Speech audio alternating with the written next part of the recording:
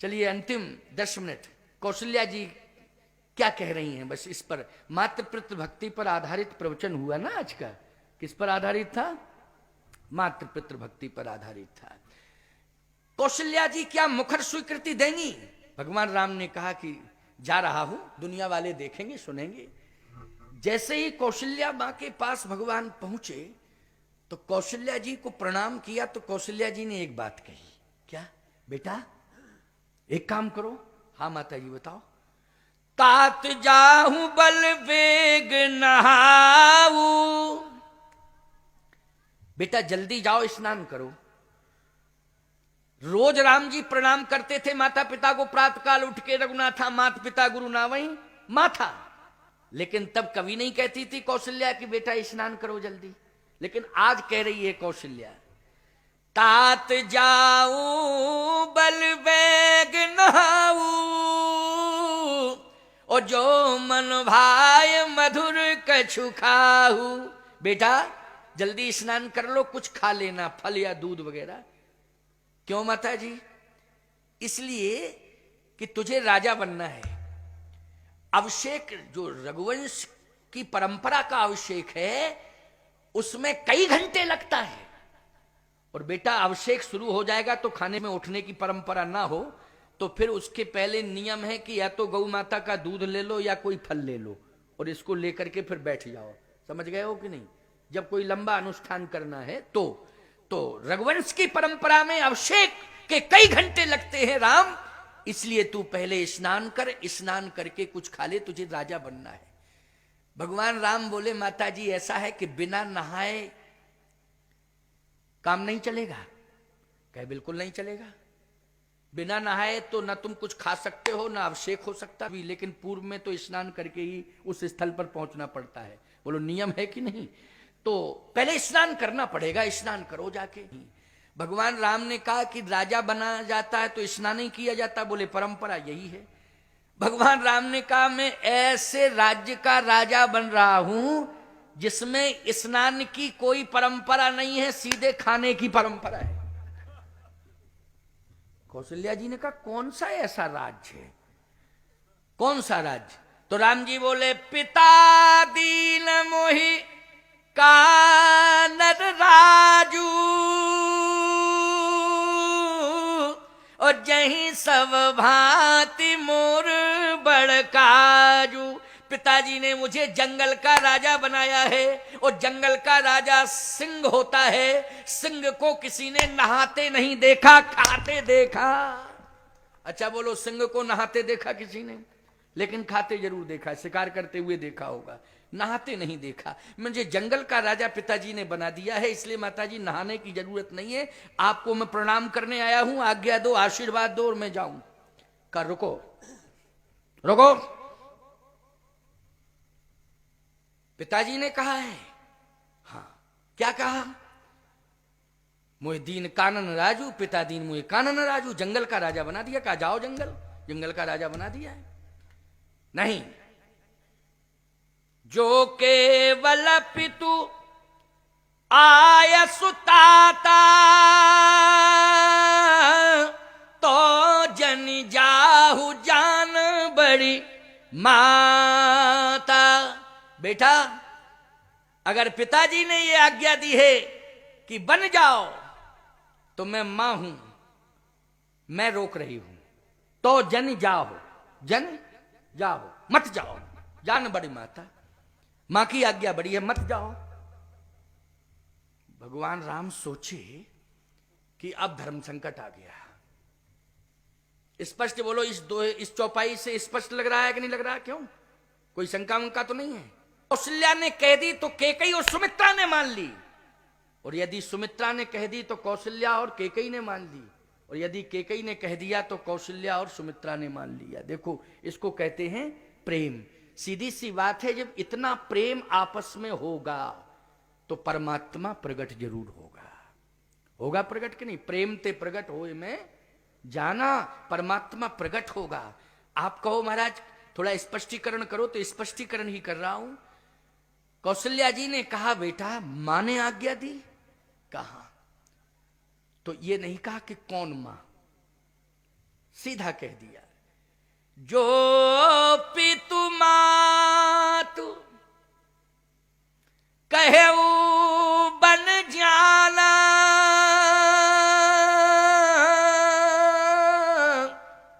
बेटा यदि पिता के साथ मां ने आज्ञा दी है तो दूर क्यों खड़े हो, मेरे पास आओ। और जैसे ही राम जी पास पहुंचे तो बाहुओं में भर लिया, राम को हृदय से लगा लिया। एक हाथ से राम को हृदय से लगाए हुए हैं और दूसरा हाथ राम के मस्तक पर रखे हैं। और क्या कह रही हैं कौशल्या जी? आशीर्वाद दे रही हैं, जो पितु मातु कहे वो बन जाला, तो कानन सत्य अवध समान।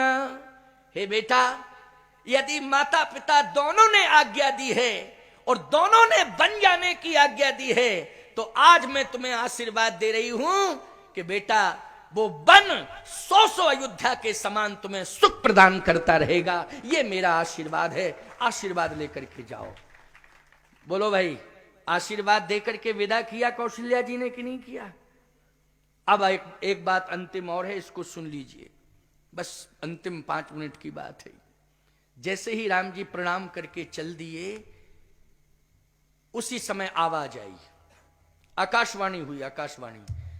आकाशवाणी ने कहा, कौशल्या तुम राम की मां हो, भावुकता में संतुलन नहीं खोना चाहिए। अगर केकई ने कह दिया है तो केकई की बातों में तुम आ जाओगी, इतनी भावुक हो गई हो।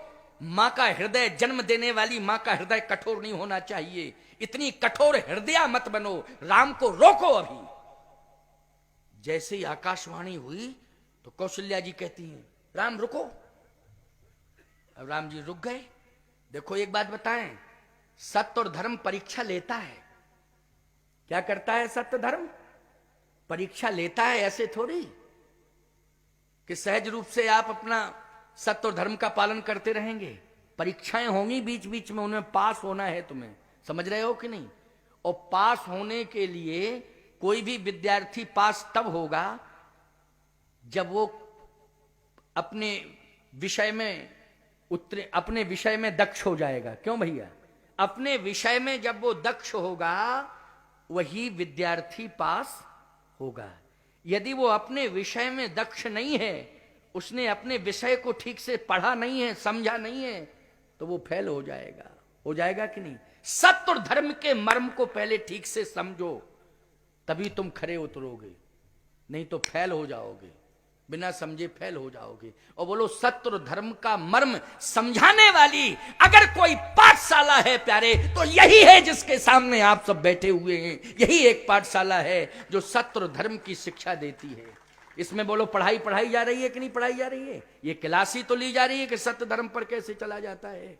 इसी के लिए तो 2-2, 3-3 घंटे से बराबर क्लास ले रहा हूं। कई दिन का शिविर चल रहा है ये, हैं? सुनिए, रोक दिया। आकाशवाणी हुई कि रोकिए। कौशल्या जी ने कहा रुको। राम जी ने कहा अब धर्म संकट आ गया, अब क्यों रोका? जैसे ही भगवान राम वापस हुए तो भगवान राम ने, क्या बात है साहब, प्रभु की लीला। उसी समय प्रभु ने अपना दूसरा स्वरूप प्रकट कर दिया। दूसरा स्वरूप, रामो विग्रहवान धर्म। वाल्मीकि जी कहते हैं राम ही धर्म है, धर्म ही राम है। रामो विग्रहवान धर्म, राम धर्म के स्वरूप है। उसी समय भगवान राम ने जैसे मुड़ के मां को देखा तो भगवान ने एक लीला कर दी कि अपने बगल में एक दूसरा स्वरूप खड़ा कर दिया। वो था धर्म। वो क्या था? धर्म था। तो एक तरफ राम खड़े हैं, राम के बगल में धर्म खड़ा है, और भगवान राम धर्म से कह रहे हैं कि अब मेरी मां को किसी तरह से तुम प्रभावित करो, समझाओ। राम का ही वो स्वरूप है, लेकिन धर्म से कह रहे हैं। तो याद रखना, धर्म रोता, चीखता, चिल्लाता सीधा गया और मां कौशल्या के चरणों में गिर पड़ा और कौशल्या मां के चरण पकड़ लिए। कौशल्या मां ने कहा, तुम कौन हो? कौन हो तुम? धर्म कहता है मैं धर्म हूं। अच्छा, तुम रो क्यों रहे हो? कहा इसलिए आप अपने बेटे को रोक रही हैं। बन जाने से आप अपने बेटे को रोक रही हैं। इसलिए आज मैं प्रकट हो गया हूं आपके सामने और एक भीख मांग रहा हूं कि मेरी प्राण की रक्षा करो, मेरी रक्षा करो, मुझे बचाओ, मुझे बचाओ। तुम्हें कौन मार रहा है? तुम्हें कौन नष्ट कर रहा है? कहा जितने भी राक्षस पैदा हो गए हैं वो धर्म को ही नष्ट करने में लगे हैं। बोलो राक्षस किसको नष्ट करने में लगे हैं? धर्म को नष्ट करने में राक्षस लगे हैं।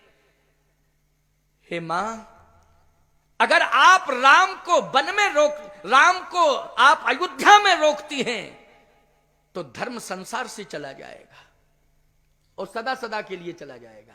और यदि आप राम को वन भेजती हैं तो धर्म इस संसार में सदा सदा के लिए रह जाएगा, सदा सदा के लिए बच जाएगा, इसका अस्तित्व सुरक्षित हो जाएगा। अब आपको निर्णय लेना है कि राम को अयोध्या में रखना है या राम को वन भेजना है। गोस्वामी जी कहते धर्म स्नेह उभय मति घेरी। मानस की चौपाई है कि नहीं है? धर्म स्नेह उभय मति घेरी, भई गति सांप छछूंदर केरी। धर्म स्नेह, श्री राम पुत्र के रूप में खड़े हैं, ये स्नेह का प्रतीक। राम धर्म के रूप में खड़े हैं, ये धर्म और सत्य का स्वरूप। बोलो है कि नहीं? अब करना क्या है, डिसीजन क्या लेना है? जैसे सर्प के आगे छछूंदर आ जाए। छछूंदर छत्तीसगढ़ में क्या बोलते हैं? छछूंदर ही बोलते हैं। सर्प के सामने छछूंदर आ जाए और सर्प चूहा समझ करके उसको पकड़ ले और मुख में रख ले, अब प्यारे धर्म संकट में फंस जाएगा वो। कैसे? अगर सर्प छछूंदर को अंदर करता है तो मरता है, और यदि उसे बाहर करता है, छोड़ता है, तो अंधा होता है। अब बोलो भाई, सर्प का मरना तो मरना ही है, अंधा हो जाए तो भी मरना ही, मरने से बदतर है। बोलो सर्प यदि अंधा हो जाए तो बोलो क्या दुर्दशा करेंगे लोग उसकी। अब यदि सर्प धोखे से छछूंदर को पकड़ लेता है तो क्या करेगा? वो अंदर निकलेगा कि छोड़ेगा? तो याद रखना, सीधी सी बात यह है प्यारे, ये धर्म संकट की स्थिति है। सर्प अंधा होगा तो भी लोग उसे नष्ट कर देंगे, और यदि निगलता है तो स्वयं नष्ट होता है। बोलो नष्ट होता है कि नहीं होता है? लेकिन याद रखना, कभी कभी ऐसी स्थिति आ जाती है, सर्प कहता है कि हम छछूंदर को छोड़ेंगे, बाहर छोड़ देंगे। क्यों? क्योंकि नाग पंचमी आने वाली है, कोई ना कोई ऐसा महाभाग आएगा कि देवता मान करके मुझे दूध पिलाएगा और मेरी रक्षा भी करेगा। क्यों भाई? आशा लगी रहती उसे। नाग पंचमी के दिन बोलो सर्पों का सम्मान विशेष रूप से होता है कि नहीं होता है? होता है कि नहीं होता है? और दूध पिलाया जाता है कि नहीं पिलाया जाता है? सर्पों की रक्षा करने का संकल्प भी उस दिन लिया जाता है। दूध पिलाने के साथ साथ सर्पों की रक्षा करने का बोलो संकल्प लिया जाता है कि नहीं लिया जाता है? उसी वो एक ऐसा दिन होता है सर्पों के लिए नागपंचमी का कि उस दिन सर्पों की रक्षा करने का संकल्प लिया जाता है। तो कहा कि अगर मैं मोह के कारण राम को अयोध्या में रखती हूं तो धर्म सदा सदा के लिए चला जाएगा। कौन सोच रही है ये? कौशल्या मां सोच रही है। अगर मैं मोह के कारण राम को अयोध्या में रखती हूं तो धर्म सदा सदा के लिए चला जाएगा। और कौशल्या, अगर तू राम को वन भेजती है तो धर्म सदा सदा के लिए सुरक्षित हो जाएगा। मैं जिस कुल की कुलवधू हूं उसमें संतान और संपत्ति को प्राथमिकता नहीं दी गई है। जिस कुल की कुलवधू बन के कौशल्या तू आई है, उस रघुवंश में, उस कुल में, उस रघुकुल में प्राथमिकता सत्य और धर्म को दी गई है। इसलिए आज मैं सत्य और धर्म को प्राथमिकता दूंगी। आज मैं संपत्ति और पुत्र को प्राथमिकता नहीं दूंगी। और राम जी के मस्तक पर हाथ रख दिया, कहा बेटा सत्य धर्म की रक्षा के लिए। अरे तुम अभी तो 14 साल के लिए बन जा रहे हो, और यदि बेटा लक्ष्य 14 साल में भी अगर पूरा नहीं होता है तो सत्य और धर्म की रक्षा करने के लिए तुम 14,000 साल तक वन में बने रहना, लेकिन धर्म और सत्य को सुरक्षित करके लौटना। ये मेरा आशीर्वाद है। तो ईमानदारी से बताओ, मौन स्वीकृति दी बन जाने की कौशल्या जी ने कि मुखर स्वीकृति दी? बोलो, मुखर स्वीकृति हो गई कि नहीं हो गई? और 10